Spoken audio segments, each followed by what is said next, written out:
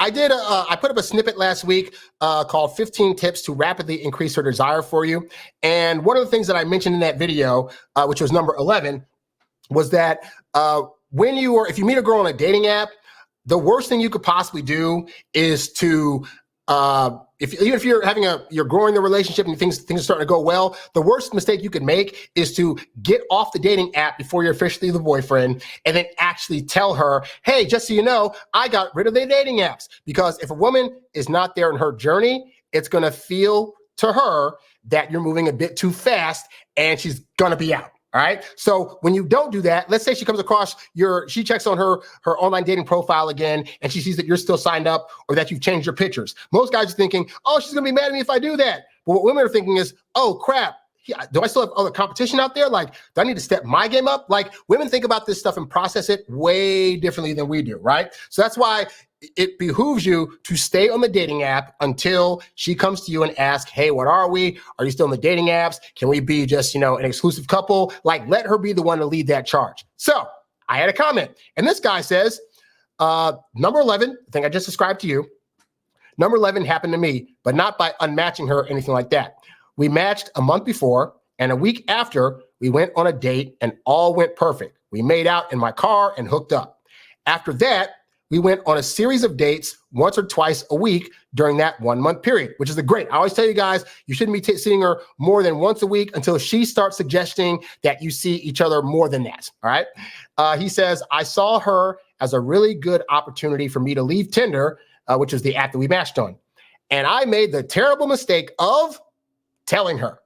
I just deleted the app, not the account or anything like that, because I was keen to focus on her. And I told her exactly that. And boy, it backfired badly. However, I managed to control the situation, left her some space, and she came back to me telling me that she wanted to continue knowing each other.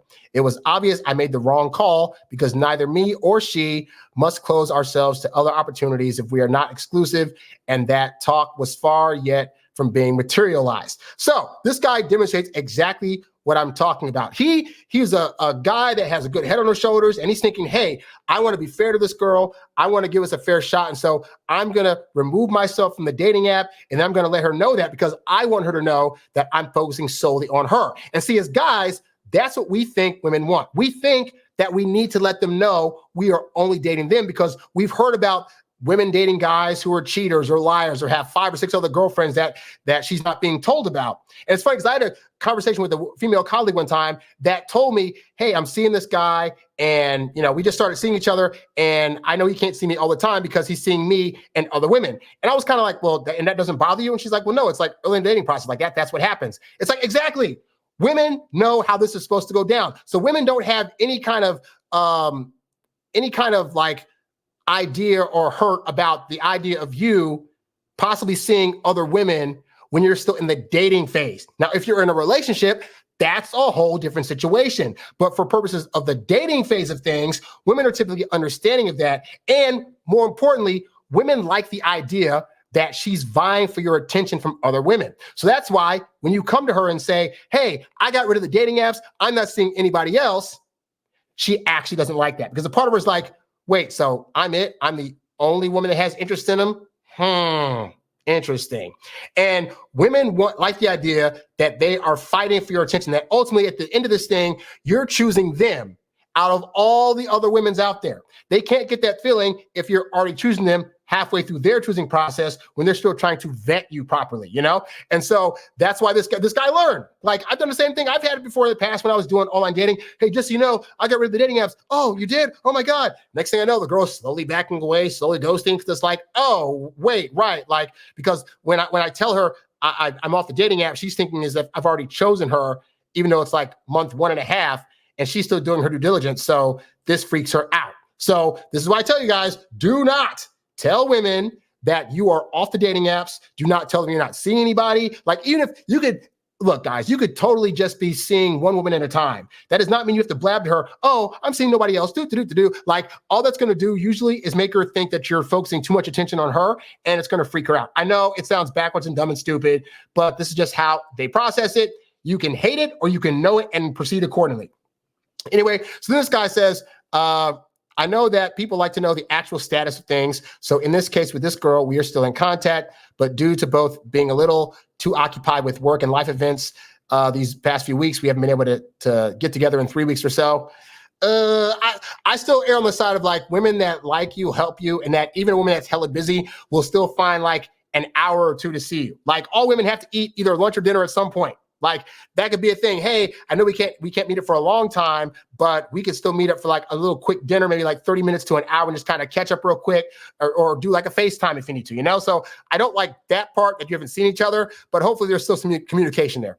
Anyway, he says last time she initiated contact for us to get together, we couldn't make it happen because of our busy schedules. So this time I'll be the one initiating this week. If she doesn't answer in the direction of setting a date, it doesn't have to be this week, but it has to be clear when it would be possible. Then I'll stop contacting her and we'll see if her interest is still high enough to initiate for us to see each other. And that's all you can do is like you reach out again and say, hey, so, I know things been busy, but I have this free time on this day at this time. I want to take you here. Let me know if this works out for your schedule. And she'll either say, oh, it can work. She'll say, oh, it can't work, but I can do this other day instead. Or she'll say, oh, I can't make that work. And then crickets. And then if she's not giving you a counter offer, then that means that she's not really that interested. And at that point, you say, okay, well, reach out when you get free time, and then you move on to other people. Like we're not in the process. We're not going to be in the habit of trying to hit somebody up week after week after week after week, trying to convince them to go out with us, because there's too many women out there that will, in fact, go out with you, and it'll be a lot easier to get them on dates. You know what I'm saying? He says, at the beginning, I didn't know anything about how relationships worked.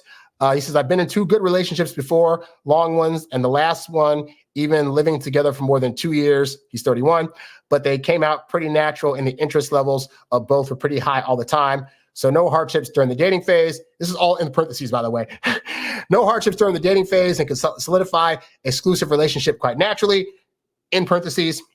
But thanks to this girl and others that I've been dating since a few months back now, I've started to look into the science behind all this, and man, so many mistakes have been made. Well, that's the thing. That's very true. I know people don't like to think of dating and attraction as a science, because I think people feel as though if we consider dating as more of a science and more of an intellectual exercise and knowing how to, if you plug this thing in here, you get this reaction, then 1, it seems less romantic, and 2, it seems like a manipulation. I just found that through my analytical brain that everything has a process, and more importantly, everything has a process that is more effective than others. I have found that the old process I had of dating, where I was calling women all the time and trying to compliment them all the time and tell them how much I liked them, it just wasn't working. Meanwhile, I found that me being more patient, not revealing my feelings, waiting 4 days between dates to text them and ask for another date, letting them be the ones to lead to the bedroom, resulted in me getting in relationships. So it's not a matter of trying to be manipulative. It's a matter of looking at like what actually works, what's effective, and what's going to get you the results you want. And if the result that you want is trying to get into a relationship, then it could be that a lot of the things you're doing now don't work. And so to his point, there is a science behind dating. There's a method to the madness of attraction and of getting people to like you. And women know this because they're rejecting dudes all day that don't get it, which is why when they meet a guy that does get it, they feel it, they know it, they like the way it feels, and they're willing to go with that guy, which we'll talk about more extensively in the main part of the show. So yeah, don't be insulted or upset by the idea that dating isn't about being romantic. If anything, of the 2 sexes, we're typically the more romantic ones. We're the ones that are trying to buy flowers and candy and yada, yada, yada. But for women, it just simply boils down to, can you make them feel safe? Can they trust you? And can you give them a fun time? If you're able to do those 3 things and know the order in which they're supposed to happen, then you will get into a relationship. I teach this extensively at the website as well as on this YouTube, but you can go to introvertdatingsuccess.com and sign up for coaching to learn all this kind of stuff from me and my programs. All right. And then lastly, I like this paragraph. He says, Harry knows what he's talking about. And I also would recommend Corey Wayne, which I think Harry is heavily influenced by. Definitely been a huge help to maintain and improve my quality of life in my recent dating game. Well, here's the thing. And I appreciate the compliment about that. But obviously, I get quite a few comparisons to Corey Wayne, who is also a dating guru that is on YouTube and is quite popular. I watch his stuff. I watch a bunch of people's stuff. I watch his stuff. I watch Psych Hacks. I also watch like people like Better Bachelor, Coach Greg Adams, all these guys that have different opinions about the dating game, some more positive than others. But here's the thing, is that all of us are disciples of this guy named Doc Love, who died in 2020. But from like, I'd say the late 90s to 2020, he was regularly putting out like dating advice. And he has a book out called The System that he's the one that introduced the things such as like interest level, things like womanese, understanding the dynamics of like patience and how sales correlates with dating. Like we're all disciples of Doc Love. Like Corey Wayne quite frequently on his show will quote Doc Love from his stuff. So I'd say my stuff is great. Definitely get my stuff, but also check out Doc Love's stuff. He has a lot of nuggets in his stuff that is the golden truth that will help you out with your dating. I don't mind saying that because like I said, I think my stuff's great. You should definitely purchase it, but I'm not threatened by other people's stuff because I think other people's stuff is also great. And I'm still a student of the game. I've been in this 20 years almost, and I'm still day to day studying up on female to male dynamics and relationships and all this other stuff because I still want to be on my toes in case new stuff pops up that I'm not aware of, you know? But this points to that ultimately relationships are going to be a lifelong study. And just because you get good at this stuff and that you think, you know, you've gone through all my programs or Corey's programs or Doc Lowe's programs and that you think you've got it on lock, women, because of their emotions, that's going to ebb and flow. The way a woman acts in her 20s is going to be different from her 30s, from her 40s, from when she hits menopause, from when she's pregnant, from when she's going through emotional turmoils. And so because of that, you need to constantly be studying up on, okay, if a woman starts acting this way, what do I do? Or suddenly she's had a hormone imbalance. What about this over here? This life crisis happens and now she's not acting the old way. How do I get her back to that? Like it is a never ending study. But if you're with somebody that you love and care about, then it's worth the study to do and it's worth learning these things. All right. So thank you guys for that comment. Hopefully this helps you out. You's a bad boy, but you can't stop, won't stop. You a high earning, high value, high class man. You a high earning, high value, high class man. You a high earning, high value, high class man. You a high class man. You a high class man. You a high earning, high value, high class man. You a high